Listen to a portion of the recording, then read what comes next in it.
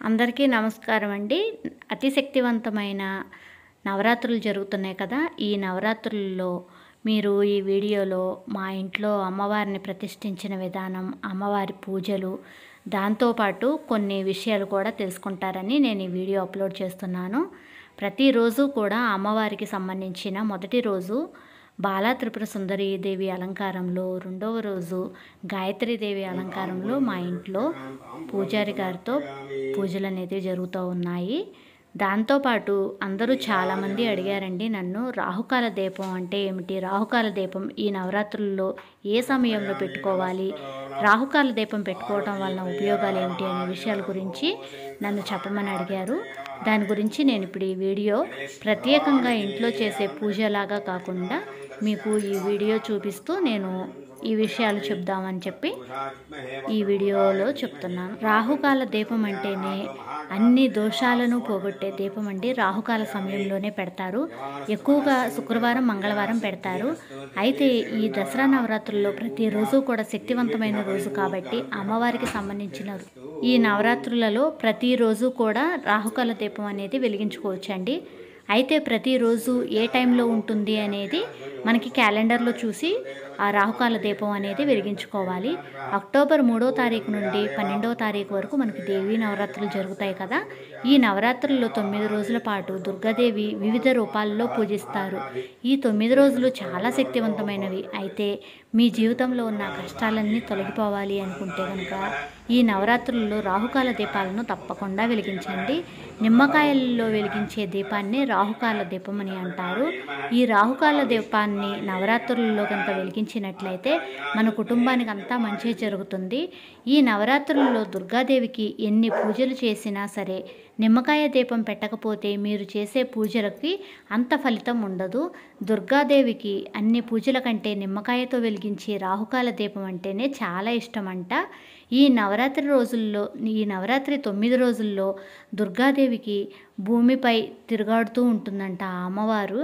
కాబట్టి మీరు ఈ వీడియోలో చెప్పిన విధంగా ఒక్కసారి రాహుకాల దీపం వెలిగించి అమ్మవారి ఆశీర్వాదం తప్పకుండా పొందగలుగుతారని నేను ఆశిస్తున్నాను. ముందుగా మనం వీడియోలోకి వెళ్ళబోయే ముందు మీరు కనుక నా ఛానల్ని ఫస్ట్ టైం చూస్తున్నట్లయితే ప్లీజ్ సబ్స్క్రైబ్ మై ఛానల్.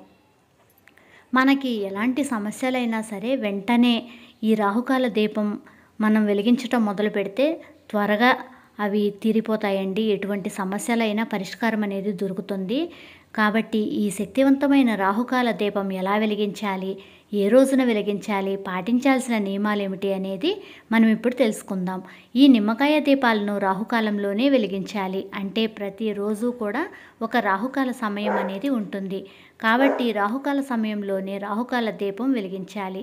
అన్నింటికన్నా ముఖ్యంగా మంగళవారం లేదా శుక్రవారం రోజున రాహుకాల దీపం కనుక వెలిగించినట్లయితే చాలా మంచిది. అయితే ఈ నవరాత్రి 9 రోజులు చాలా శక్తివంతమైనవి కాబట్టి ఈ 9 రోజుల్లో ఏ సమయంలో మనకి రాహుకాలం అనేది వస్తుంది అనేది చూసుకుని ఇంట్లో అనేది వెలిగించకూడదండి. దేవాలయంలోనే అమ్మవారికి సంబంధించిన దేవాలయాల్లో ఈ రాహుకాల దీపం అనేది వెలిగించాలి. అమ్మవారికి ఎదురుగానే వెలిగించాల్సిన అవసరం లేదు.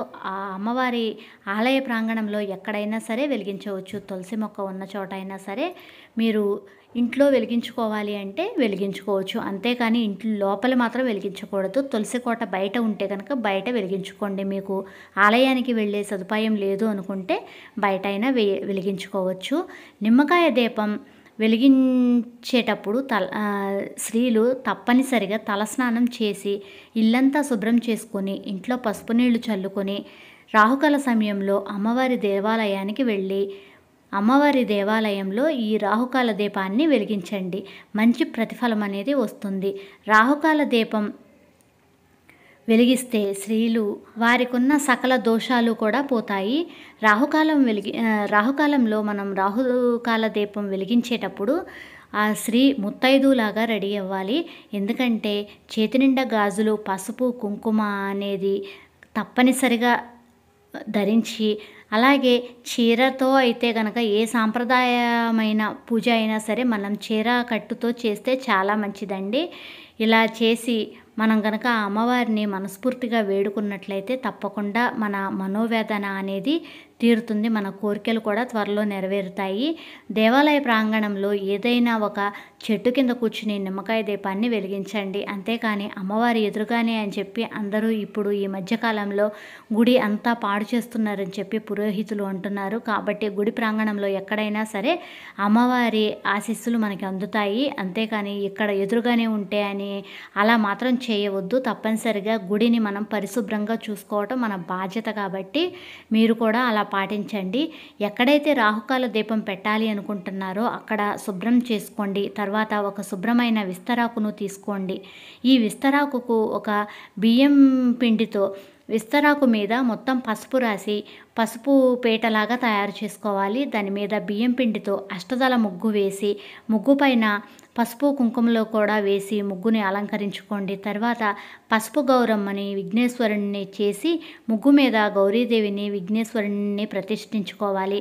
గౌరీదేవికి కుంకుమ బొట్లు విఘ్నేశ్వరునికి పెట్టి పసుపు కుంకుమల చల్లి పువ్వులు సమర్పించి నమస్కారం చేసుకోండి. తర్వాత రాహుకాల దీపాలను వెలిగించి ముగ్గు చుట్టూ పెట్టండి.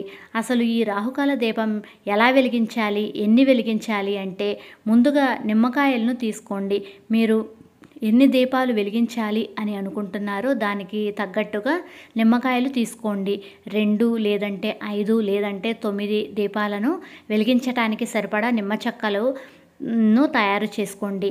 ఈ నిమ్మరసాన్ని మనం వేటికి ఉపయోగించకూడదండి, ఇంటికి కూడా తీసుకువెళ్ళకూడదు. వాటిని చెట్లు మొదట్లో పోసేయాలి. చెట్టు మొదట్లో కానీ ఎవరు తొక్కని ప్రదేశంలో పోసేయాలి. ఒక నిమ్మకాయతో అయితే 2 రాహుకాల దీపాలు తయారు చేసుకోవచ్చు. కాబట్టి కొన్ని నిమ్మకాయలను తీసుకొని వాటిని అడ్డంగా కోసి నిమ్మ చెక్కల్లో ఉన్న రసాన్ని గుజ్జుని మొత్తం తీసివేయాలి. మీరు ఎన్ని దీపాలు వెలిగించాలి అని అనుకుంటున్నారో అన్ని నిమ్మబద్దలను తీసుకొని వాటికి కుంకుమ బొట్లు పెట్టి నిమ్మ చెక్కలో నువ్వుల నూనె కానీ ఆవు నెయ్యి కానీ పోసి ఒక్కొక్క దీపంలో ఒక్కొక్క 2 ఒత్తులు వేసి నిమ్మకాయ దీపం వెలిగించాలి. మీరు వెలిగించిన దీపాలు ముగ్గు మీదే పెట్టాలి. ఈ విధానం నిమ్మకాయ దీపం వెలిగించి గౌరీదేవికి నమస్కారం చేసుకొని దీపాలకు కూడా నమస్కారం చేసుకోవాలి. ఇక గౌరీదేవికి నైవేద్యంగా చిన్న బెల్లం ముక్క అయినా పెట్టుకోవచ్చు. లేదంటే పండ్లు, లేదంటే దద్దోజనం, ఏదైనా అన్నానికి సంబంధించిన అంటే మనం బియ్యంతో తయారు చేసిన ఏదైనా నైవేద్యాన్ని పెట్టుకోవచ్చు. నిమ్మకాయ దీపం వెలిగించిన తర్వాత సాంబ్రాణి పొగతో ధూపం వేసి ఇలా నిమ్మకాయ దీపాలకు చూపించి దేవాలయంలో ఉన్న ఎవరికైనా ఒక పెద్ద ముత్తైదువుకు తాంబూలం సమర్పిస్తే చాలా మంచిది. అలా ముత్తైదువుకు తాంబూలం సమర్పించిన తర్వాత ఆవిడకి పసుపు కుంకుమ పూలు గాజులు జాకెట్ ముక్క తాంబూలంగా ఇచ్చి ఆమె పాదాలకి నమస్కారం చేసుకున్నట్లయితే ఈ దీపాలు వెలుగుతున్నంతసేపు కూడా అమ్మవారిది ఏదో ఒక నామాలు లేదంటే స్తోత్రాలు శ్లోకాలు ఏదైనా మీకు వచ్చినవి పఠించినట్లయితే చాలా మంచిది. మీరు దేవాలయంలోనే ఉండాలి. ఈ నిమ్మకాయ దీపం వెలిగినంతసేపు కూడా దేవాలయంలోనే ఉండి అవి కొండెక్కిన తర్వాత వాటిని శుభ్రం చేసి వెళ్తే చాలా మంచిది. ఎందుకంటే మనం వెలిగించిన తర్వాత వాటిని మనమే గనక శుభ్రం చేసినట్లయితే అక్కడ శుభ్రం చేసే వ్యక్తులకు కూడా విసుగు లేకుండా ఉంటుంది. ఆ దోషం కూడా మనకి కలగకుండా ఉంటుంది. కాబట్టి మనమే శుభ్రం చేసుకుంటే ఎటువంటి దోషాలు లేకుండా ఉంటాయి. ఇలా రాహుకాల దీపాలను వెలిగిస్తే ఎలాంటి కోరికలైనా సరే తప్పకుండా నెరవేరుతాయండి. ఈ విధంగా నవరాత్రుల్లో చాలా శక్తివంతమైన రాహుకాల దీపాలను తప్పకుండా వెలిగించండి. రాహుకాల దీపం వెలిగిస్తే కుజదోషం కానీ, సర్పదోషం కానీ, వ్యాపార సమస్యలు కానీ, కుటుంబ సమస్యలు కానీ, అనారోగ్య సమస్యలు కానీ, ఆర్థిక ఇబ్బందులు కానీ ఎటువంటి సమస్యలైనా సరే అసలు తీరవు అనే సందేహం ఉండదండి. అంత శక్తివంతమైన నిమ్మకాయ దీపాలని ఈ నవరాత్రులలో వెలిగించి అమ్మవారికి మనస్ఫూర్తిగా నమస్కారం చేసుకోండి. అలాగే నిమ్మకాయల దండను కూడా అమ్మవారికి సమర్పించినట్లయితే మీ కుటుంబానికి ఎటువంటి ఆర్థిక ఇబ్బందులు లేకుండా అఖండ రాజయోగం సిద్ధిస్తుంది. నిమ్మకాయ దీపం వెలిగించేటప్పుడు మచ్చలు లేని నిమ్మకాయలను, ఆకుపచ్చ రంగులో ఉన్న నిమ్మకాయలను తీసుకోవాలి. వాటిలోనే ఆరోగ్యవంతంగా ఉన్న నిమ్మకాయలను తీసుకొని వెలిగించాలి. అంతేగాని పుచ్చులు లేదంటే మచ్చలు ఉన్న నిమ్మకాయలను అస్సలు తీసుకోకూడదు. పిల్లల పుట్టినరోజు నాడు, పెళ్లి రోజు నాడు నిమ్మకాయ దీపాలను అస్సలు వెలిగించకూడదు. మీ ఆరోగ్యం సరిగ్గా లేదు అనుకున్నప్పుడు నిమ్మకాయ దీపాలను వెలిగించకూడదు. అలాగే నిమ్మకాయ దీపంతో పాటు ప్రమిద దీపం వెలిగించకూడదు. అలాగే మనం వేరే ఊరు వెళ్ళినప్పుడు నిమ్మకాయ దీపాలను వెలిగించకూడదు. పుట్టింటికి వెళ్ళినప్పుడు నిమ్మకాయ దీపాలను వెలిగించకూడదు. స్త్రీలు పట్టుచీర కట్టుకుని దేవికి నిమ్మకాయల దీపాన్ని వెలిగించినట్లయితే ఆ దుర్గాదేవి అనుగ్రహం కలిగి సర్వ సౌఖ్యాలు ప్రాప్తిస్తాయి. ఎందుకంటే స్త్రీలు సంతోషంగా ఉంటే అమ్మవారు కూడా చాలా సంతోషంగా ఉంటారు. ఈ నవరాత్రులలో దుర్గాదేవికి ఇష్టమైన నిమ్మకాయలతో ఒక శక్తివంతమైన పరిహారం చేస్తే మీ ఇంట్లో ఆర్థిక ఇబ్బందులు లేకుండా, మీ ఇంటికి ఎటువంటి కష్టాలు రాకుండా అష్టైశ్వర్యాలు ప్రాప్తిస్తాయి. ఒక నిమ్మకాయని తీసుకుని కుంకుమ బొట్టు పెట్టి మీ పూజ గదిలో పెట్టి పూజ చేయండి. తర్వాత ఆ నిమ్మకాయను ఒక ఎర్రటి వస్త్రంలో కట్టి మీ ఇంటి ముందుకు వేలాడదీసినట్లయితే త్వరలోనే మీకు ఉన్న ఆర్థిక ఇబ్బందులన్నీ తొలగిపోయి సిరి సంపదలతో తొలతూగటానికి అవకాశం ఉంటుంది.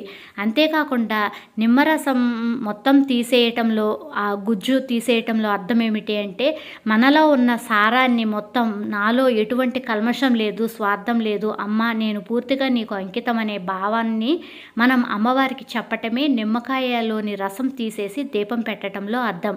ఈ అర్థాన్ని గమనించి మనం మనస్ఫూర్తిగా పూజ చేసినట్లయితే అమ్మవారు మన కోరికలు నెరవేరుస్తారు. మీకు కనుక వీడియో నచ్చినట్లయితే ప్లీజ్ లైక్ చేయండి. మీ ఫ్రెండ్స్కి ఈ ఇన్ఫర్మేషన్ని షేర్ చేయండి. నా ఛానల్ని ఫస్ట్ టైం కనుక చూస్తున్నట్లయితే please subscribe my channel. Thank you for watching.